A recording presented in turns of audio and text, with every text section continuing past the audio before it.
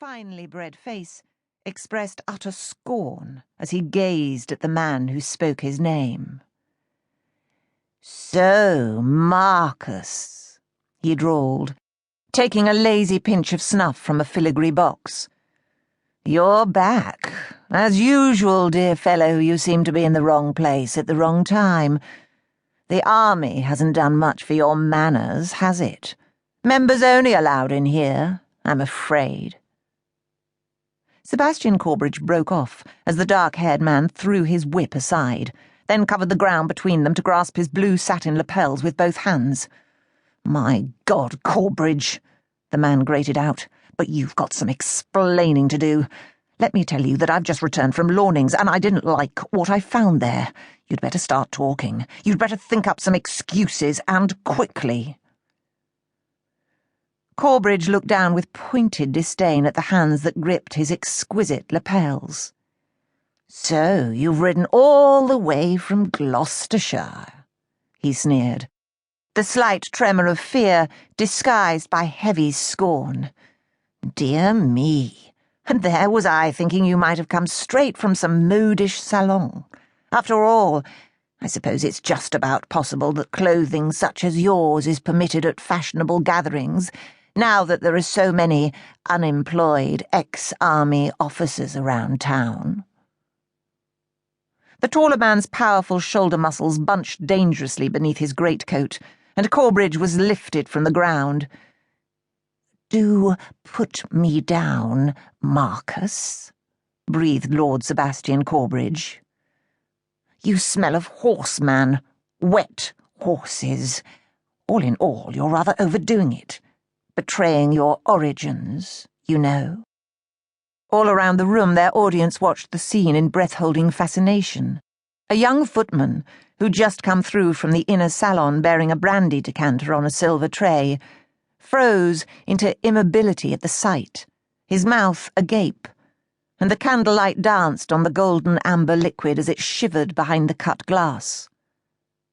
Slowly, the dark-haired man called Marcus let go of his victim. His steel-grey eyes were still burning with intensity, and the skin around his grim mouth was white. He drew a ragged breath. "At least, cousin Sebastian, I don't stink of trickery and theft." Nearby, an older man, whose face was red with indignation, jumped to his feet. "Enough, man!" he rasped at the intruder. "Guard your tongue, or we'll have you thrown out bodily." Corbridge shook his head quickly, smoothing down his satin lapels. "No need for that, eh, Marcus? Firstly, I'd like to hear you explain yourself.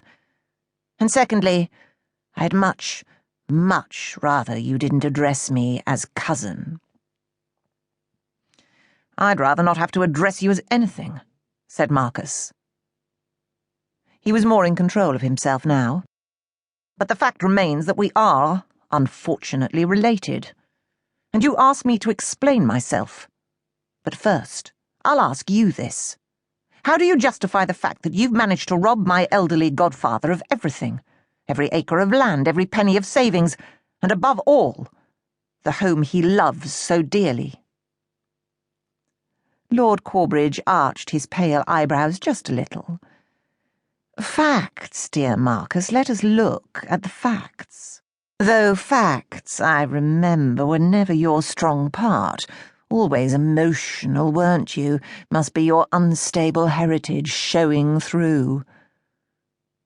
Marcus's face darkened, and his fists clenched dangerously at his sides.